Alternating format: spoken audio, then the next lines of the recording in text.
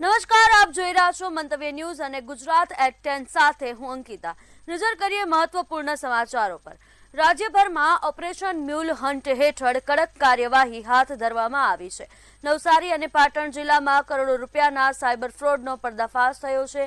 નવસારીમાં પોલીસે operation mule hunt હેઠળ એરુ વિસ્તારમાં દરોડા પાડી 2 આરોપીઓને ઝડપી પાડ્યા છે અને તેમની પાસેથી 46 ક્રેડિટ કાર્ડ, ડેબિટ કાર્ડ જપ્ત કરવામાં આવ્યા છે। ત્યારે બીજી તરફ પાટણમાં પણ 398 કરોડના ગેરકાયદેસર નાણાકીય નેટવર્કનો પર્દાફાશ થયો છે। આ કૌભાંડમાં બેંકના 13 ખાતાઓમાં કરોડોના વ્યવહારો મળી આવ્યા હતા।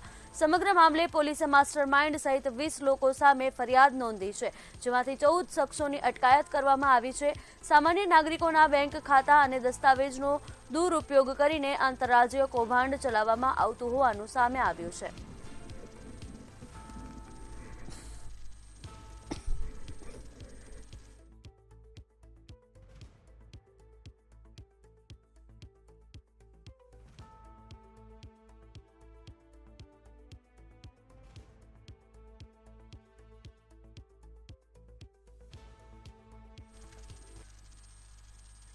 આગળ સુરતથી મહત્વના સમાચાર સામે આવી રહ્યા છે, જ્યાં સુરતમાં 1.26 કરોડની જમીન છેતરપિંડી કેસમાં દલાલ છે તે ઝડપાયો છે। સુરતથી આ સમાચાર, જ્યાં જમીનનો સોદો કરીને અન્યને વેચી 1.26 કરોડની છેતરપિંડી કરવામાં આવી હતી। ઇકોસેલે જમીન કૌભાંડમાં મુખ્ય આરોપીની ધરપકડ કરી છે। વેસુ જમીન કૌભાંડમાં 16 આરોપીઓ સામે ગુનો નોંધાયો છે અને તપાસ તેજ કરવામાં આવી છે। જમીન છેતરપિંડી કેસમાં ફરાર આરોપીઓની શોધખોળ શરૂ કરવામાં આવી છે।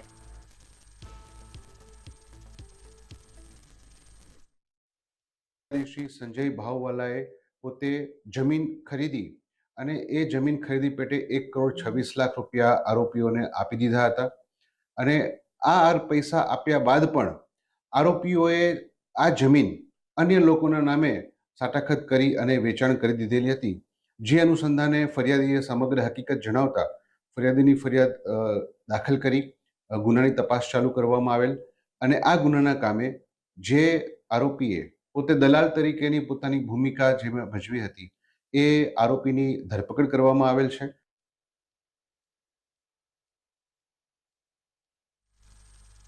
આગળ અમદાવાદથી મહત્વના સમાચાર સામે આવી રહ્યા છે, જ્યાં પાલડી જલારામ અંડરપાસમાં સળિયા દેખાયા છે। બ્રિજની ઉપરના ભાગે પણ પોપડા ઉખડ્યા છે। અંડરપાસની ઉપરના ભાગે પોપડાનો ભાગ છે તે જોખમી હાલતમાં જોવા મળ્યો હતો। અંડરપાસમાંથી વાહનો પર પોપડા નીચે પડે તેવી સ્થિતિ છે તે સર્જાઈ છે। બ્રિજમાં ગુણવત્તાના બાંધકામના કારણે રોડ પર સળિયા દેખાયા છે। એમસી દ્વારા હલકી ગુણવત્તાનું રિપેરિંગ કરાયું હોવાના આક્ષેપ છે તે લાગ્યા છે। સળિયા દેખાતા હોવા છતાં પણ યોગ્ય કામગીરી છે તે ન કરવામાં આવી હોવાના આક્ષેપ થયા છે।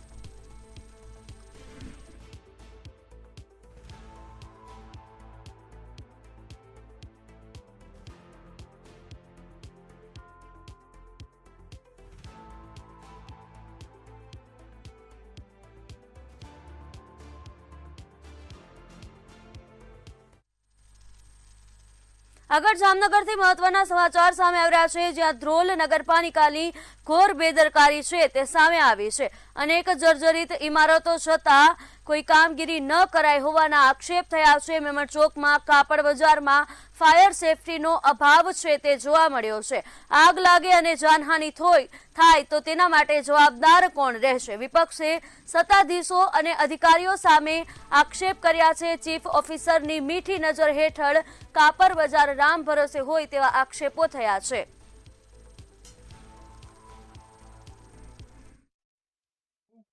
ધોળની અંદર ઘણી જગ્યાએ જૂના બાંધકામ છે કે ઈ વર્ષોથી પડવું છે અને ઈ કોઈ પણ જાતની એનામાં ફાયર સેફટી પણ નથી અને ધોળમાં સોપારી વાળા બિલ્ડિંગ છે, એવા 4-4, 5-5 માળના ઘણા બિલ્ડિંગ જર્જરિત થઈ ગયેલા છે। જેતપુરમાં પીજીવીસીએલના સ્માર્ટ મીટરથી મોટો છબરડો થયો છે। સમાચાર જેતપુરથી સામે આવી રહ્યા છે, જ્યાં પરપ્રાંતીય મજૂર પરિવારને 32 લાખથી વધુનું વીજ બિલ આવ્યું છે। જૂના મીટર બાદ સ્માર્ટ મીટર લગાવતા બિલમાં ભારે વધારો છે તે ક્યાંક જોવા મળ્યો હતો.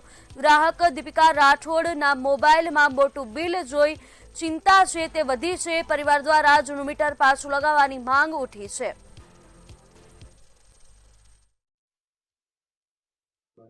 अरे इतना बिल तो सुन के ही दोनों लोगों की तबीयत बिगड़ गई। इतना बिल हम भरेंगे कहाँ से? मैसेज जब से आया मोबाइल में देखा तब से यही सोच रहे हैं क्या करें, कहाँ जाएं। हम लोग परदेसी आदमी हैं, यहाँ हम लोगों की जीबी में कोई नहीं सुनता है। हमारा मीटर फेल हुआ तो भी 4 बार गए कि हमारा मीटर लगा दो 15 दिन 10 दिन 15 दिन ऐसे ही टाइम देते रहे, मगर 4 महीने बाद हमारा मीटर लगाया, वो भी सादा मीटर नहीं लगाया, स्मार्ट मीटर डाल दिया। उसी में ये प्रॉब्लम हुई है। एक साथ में 32 लाख का बिल आया ना, तो 24 घंटा तो खाना पीना बंद हो गया था। 1200 से 2000 के बीच में आता था, और जब घर जाते थे तो 500 400 300 जैसा यूनिट होता था। कभी सर्विस टैक्स भी आता था, वही इतना बिल आता था। ये स्मार्ट मीटर में ही पहला 32,72,222 रुपये आया।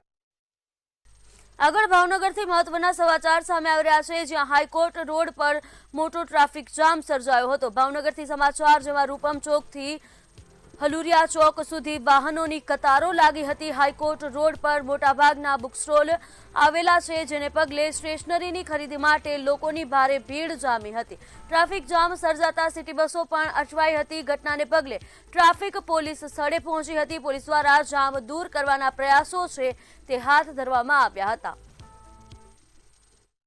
આ રૂટ આખો જે રૂપમ ચોક થી આનંદનગર સુધીનો છે. રિક્ષા માળા માટે તે ટ્રાફિક હોય છે, ને પીએમ બસ જે નીકળે છે રેગ્યુલર, કાં તો એનો રૂટ બદલાય ને કાં તો એ જે રેગ્યુલર આવે એની માટે કોઈ વ્યવસ્થા થાય. કારણ કે સાંજે 5 વાગ્યાથી લઈને 9 સાડા 9 સુધી ટ્રાફિક એક ધારું ચાલુ રહે છે. એના હિસાબે પબ્લિકને જે ચાલવાવાળા માણસો છે એની માટે પણ તકલીફ પડે છે. ને શું છે કે ટ્રાફિક સમસ્યા ઠેઠ સુધી અહીંથી લઈને છે હલુરિયા સુધી ટ્રાફિક એક ધારો ચાલુ એક જ હોય છે. આગળ સુરેન્દ્રનગરથી સમાચાર સામે આવી રહ્યા છે, જ્યાં લીમડીના જાંબુ ગામે વીજ શોક લાગતા 14 વર્ષના કિશોરનું મોત નીપજ્યું છે. પાણી છાંટતી વેળાએ વીજ કરંટ લાગતા કિશોરનું કરુણ મોત નીપજ્યું છે. વીજ ટ્રાન્સફોર્મર પાસે શોક લાગ્યાના આક્ષેપ છે તે થયા છે, અને સમગ્ર ઘટનાથી પરિવારમાં રોષ જોવા મળ્યો છે. કિશોરના મોતથી જાંબુ ગામમાં શોકનો માહોલ છે તે છવાયો હતો.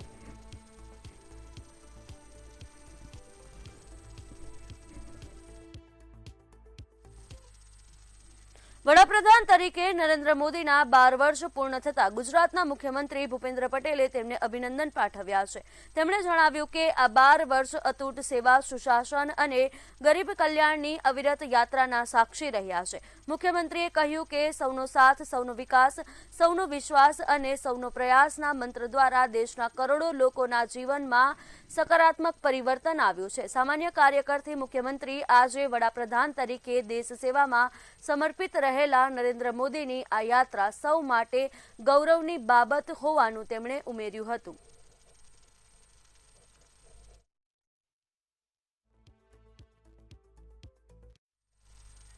ગુજરાતમાંથી રાજ્યસભાની 4 બેઠકો માટે ભાજપના ઉમેદવારોએ આજે ઉમેદવારી નોંધાવતા ઐતિહાસિક પરિસ્થિતિ સર્જાઈ છે.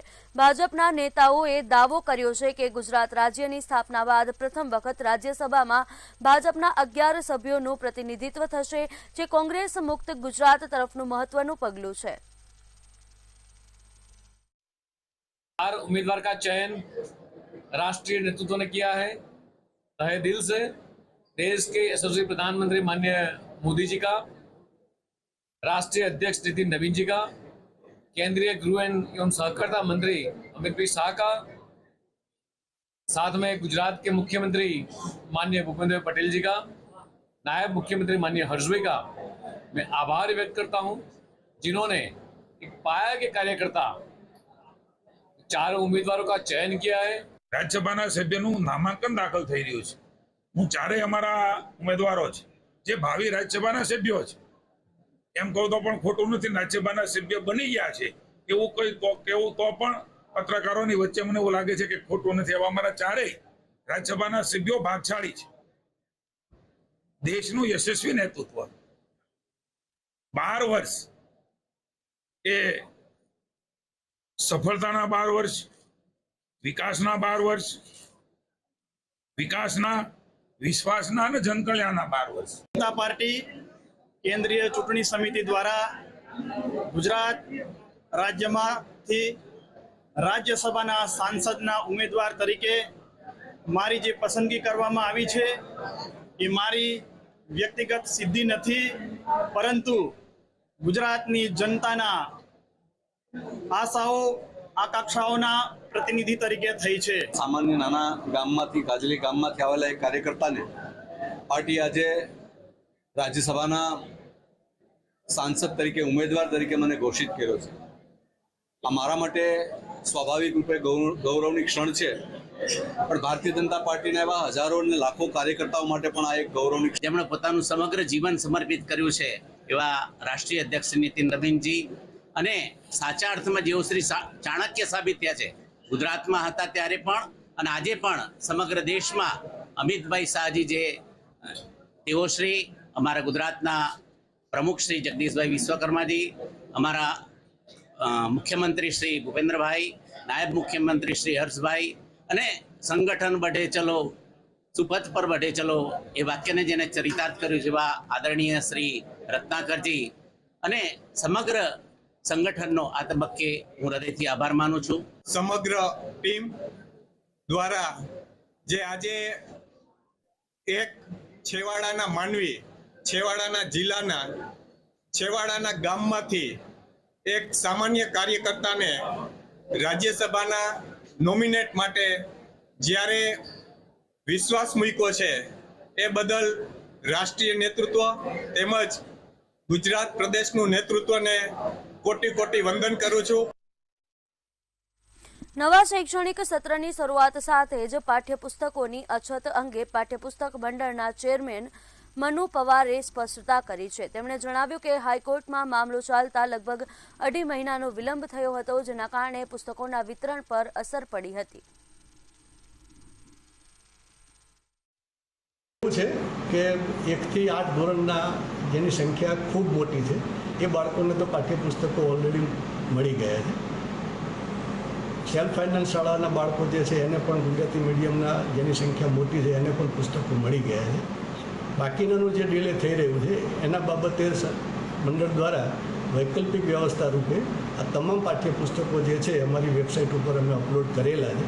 એટલે જ્યાં સુધી પાઠ્યપુસ્તક ફિઝિકલ એમના સુધી ના પહોંચે ત્યાં સુધી ડિજિટલ સ્વરૂપે ટેક્સ્ટબુક એમના વેબસાઇટ ઉપર અવેલેબલ કરાયેલી છે, જેથી કરીને વિદ્યાર્થીઓનો અભ્યાસ બગડશે નહીં.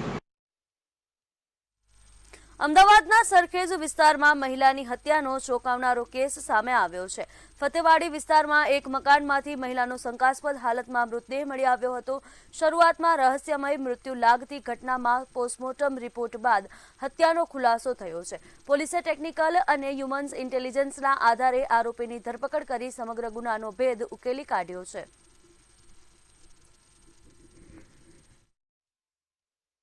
મંડીમાં પશુઓ લે વેચનો કમિશનનો ધંધો કરે છે અને ગુનાહિત હિસ્ટ્રી જોતા એ 2 વખત જુગારના ગુનામાં પકડાયેલો છે. એક વખતે ખેડા પકડાયેલો છે અને એક વખતે વટવા પોલીસમાં. હત્યા કર્યા બાદ આરોપી એના ઘર તરફ જતો હતો. એને એવું હતું કે આમાં કોઈની શંકા નહીં જાય, પણ પોલીસે એની ટેકનિકલ સોર્સ જે માનવ સોર્સનો ઉપયોગ કરી અને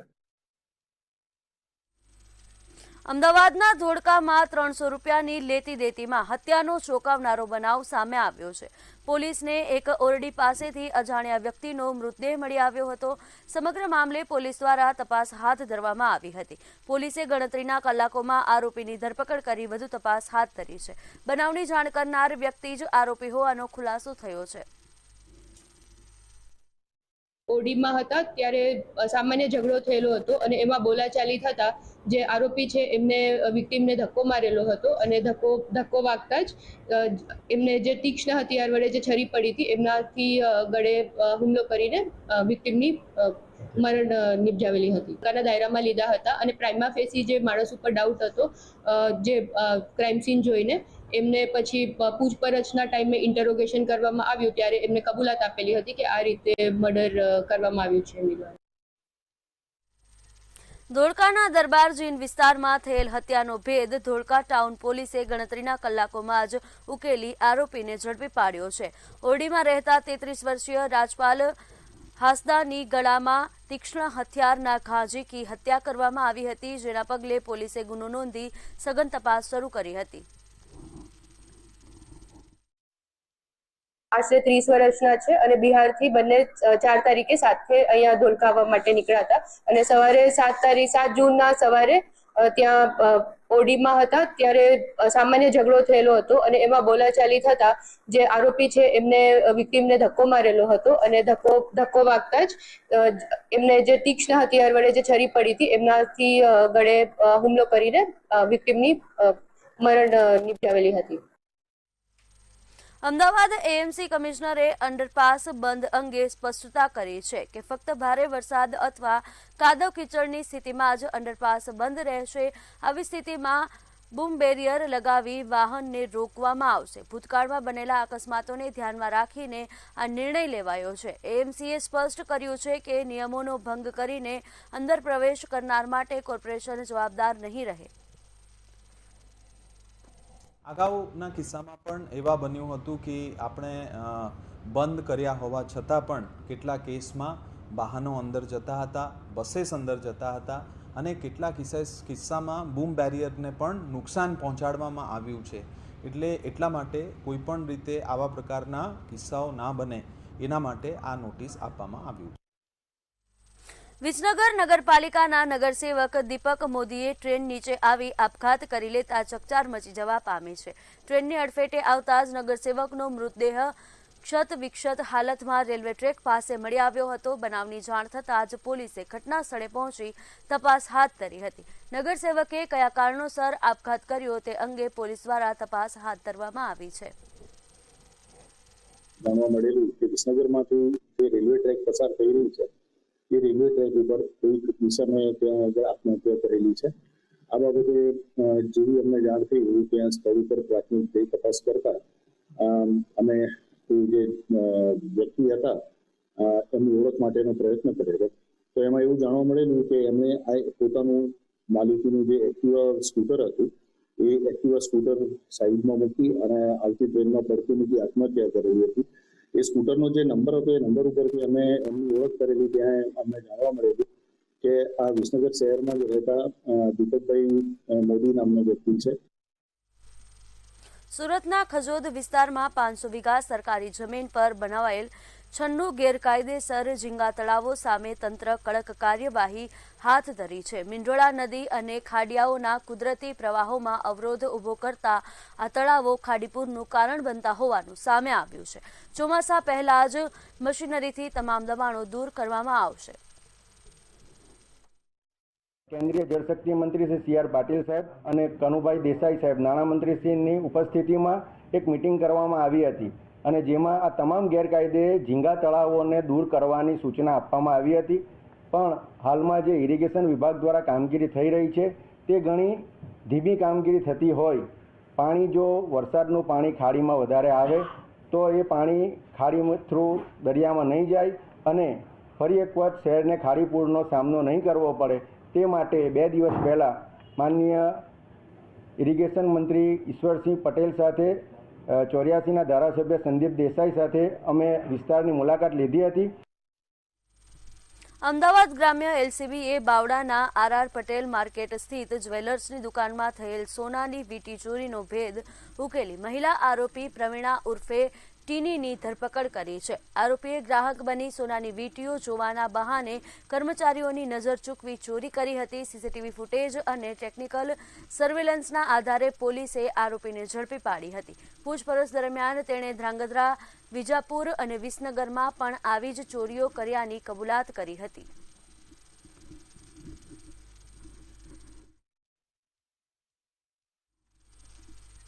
નવસારી શહેરના નાગરિકો અને સિનિયર સિટીઝનોની સતત ફરિયાદોને ધ્યાનમાં રાખીને મનપાએ રબરના બોલ્ટ બમ્પ હટાવવાનો નિર્ણય કર્યો છે.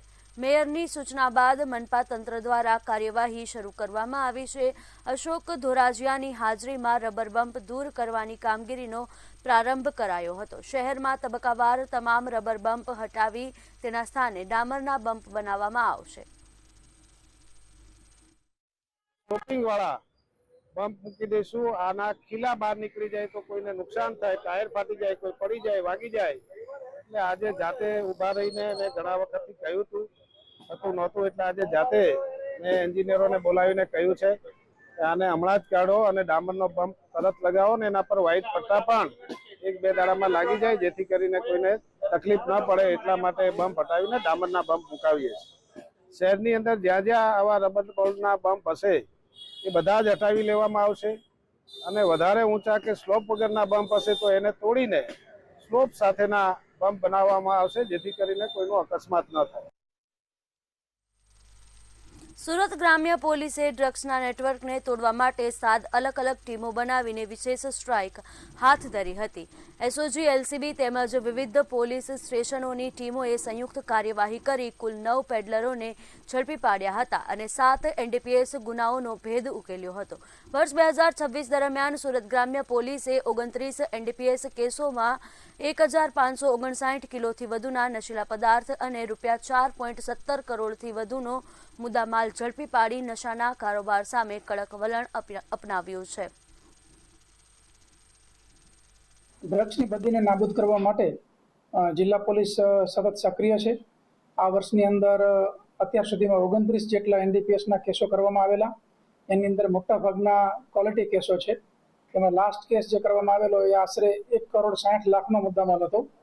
પરંતુ ખાસ એ બાબત એની અંદર હતી કે જે પેડલર છે કે જે ખૂબ નાના પેકેટ્સ લઈ અને ચોરી છુપીથી ટાર્ગેટેડ ડિલિવરી કરતા હોય છે, કે જે કન્ઝમ્પશન કરતા હોય એવા વ્યક્તિનો સંપર્ક થઈ અને એને જે તે જગ્યાઓ પર એકદમ નાના પેકેટ્સમાં પહોંચાડતા હોય છે. એટલે અમારા આઈજીપી સાહેબના માર્ગદર્શન હેઠળ ગઈકાલે અમે એલસીબી, એસઓજી અને અન્ય 7 જેટલી ટીમો બનાવેલી અને બાતમીદારોના માધ્યમથી અને અન્ય રીતે જે આ પેડલરો છે એ પેડલરો પર સ્ટ્રાઇક કરવામાં આવેલી. ગુજરાત એરટેલમાં હાલ બસ આટલું જ. વધુ અપડેટ્સ માટે જોતા રહો મંતવ્ય ન્યૂઝ. નમસ્કાર.